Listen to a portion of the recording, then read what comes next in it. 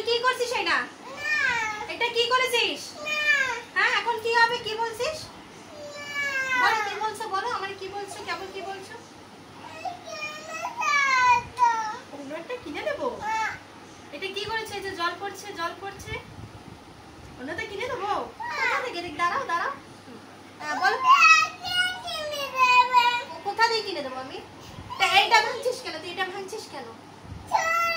Sorry না, এটা ভাঙছো কেন তুমি? সরি বললে হবে?